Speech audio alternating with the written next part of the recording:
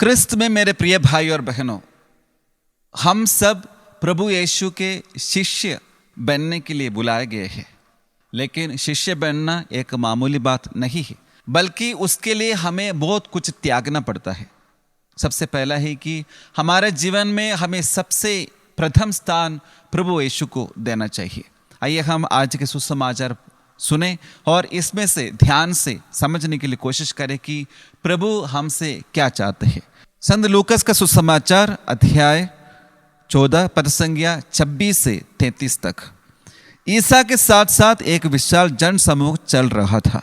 उन्होंने मुड़कर लोगों से कहा, यदि कोई मेरे पास आता है और अपने माता पिता, पत्नी, संतान, भाई बहनों और यहाँ तक कि अपने जीवन से बैर नहीं करता, तो वह मेरा शिष्य नहीं हो सकता। जो अपना क्रूस उठाकर मेरा अनुसरण नहीं करता, वह मेरा शिष्य नहीं हो सकता। तुम में ऐसा कौन होगा जो मीनार बनवाना चाहे और पहले बैठकर खर्च का हिसाब ना लगाए और ये ना देखे कि क्या उसे पूरा करने की पूंजी उसके पास है? कहीं ऐसा ना हो कि नींव डालने के बाद वह पूरा ना कर सके और देखने वाले ये कहते हुए उसकी हंसी उड़ाने लगे, इस मनुष्य ने निर्माण कार्य प्रारंभ तो किया, किंतु यह उसे पूरा नहीं कर सका। अथवा कौन ऐसा राजा होगा जो दूसरे राजा से युद्ध करने जाता हो और पहले बैठकर ये विचार ना करे कि जो 20,000 की फौज के साथ उस पर चढ़ा आ रहा है, क्या वह उस 1000 की फौज से उसका सामना कर सकता है? यदि वह सामना नहीं कर सकता, तो जब तक दूसरा राज्य दूर है, वह राजदूतों को भेजकर संधि के लिए निवेदन करेगा। इसी तरह तुम में जो अपना सब कुछ नहीं त्याग देता, वह मेरा शिष्य नहीं हो सकता। हाँ क्रिस्त मेरे प्रिय भाई और बहनों, प्रभु कहता है, इसी तरह तुम में जो अपना सब कुछ नहीं त्याग देता, वह मेरा शिष्य नहीं हो सकता। क्या हम प्रभु के लिए अपने आप को पूर्ण रूप से और अपने प्रियजनों को छोड़ने के लिए तैयार है? अगर हम प्रभु की जगह पर दूसरे किसी व्यक्ति को, चाहे वह अपने माता पिता क्यों ना हो, रखते हैं, तो वो एक प्रकार के मूर्ति पूजक बन जाते हैं। क्योंकि हमें हमारे जीवन में प्रथम स्थान हमारे प्रियजनों को नहीं, बल्कि प्रभु यीशु को ही देना चाहिए।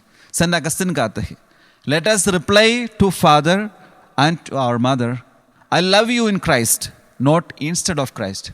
हम हमारे माता पिताओं को इस प्रकार कहे, मैं प्रभु यीशु में आप सभी लोगों को प्यार करता हूँ, लेकिन प्रभु यीशु के बदले नहीं।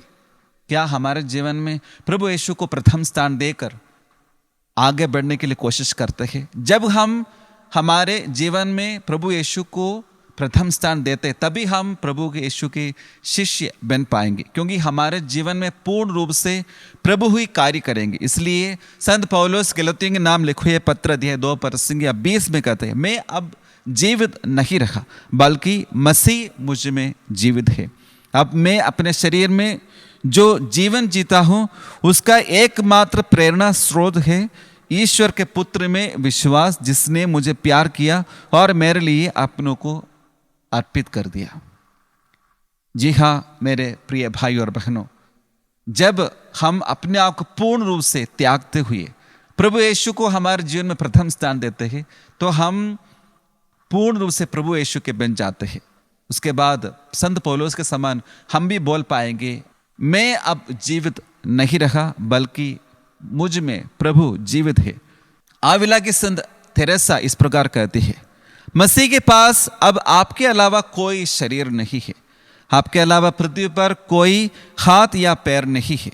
आपकी आंखें हैं जिनके माध्यम से वह इस दुनिया को करुणा से देखता है।